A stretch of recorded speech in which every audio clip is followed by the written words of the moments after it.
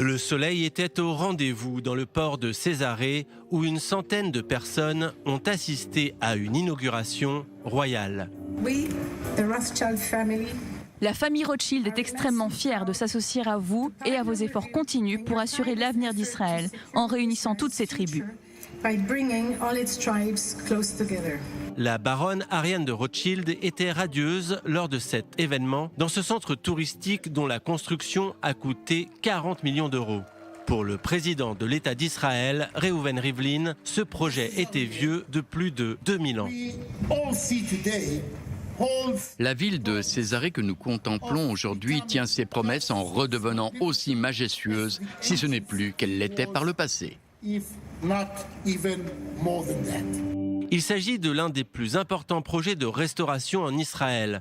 Un chantier de 5 ans auquel ont pris part des archéologues, des plongeurs, des historiens et des architectes. Regardez les plans, le port de Césarée va devenir le plus important de la côte Est. C'est comme si le roi Hérode en personne revenait à la vie. Le roi de Judée avait bâti Césarée entre les années 22 et 10 avant Jésus-Christ, en hommage à l'empereur romain Auguste César. Les visiteurs y trouveront 4 pièces dans lesquelles sont exposées des œuvres d'art antiques, une salle de projection et des découvertes exclusives qui montrent à quel point le commerce avait progressé sous l'Empire romain. Nous avons découvert que Césarée exportait des marchandises vers l'Empire romain et vice-versa. Nous avons trouvé des pièces de bronze qui prouvent qu'il y avait bel et bien des relations commerciales et une économie florissante. Il est également dit que la révolte juive contre les Romains, menée par Shimon Bar Korba et Rabbi Akiva, a débuté à Césarée.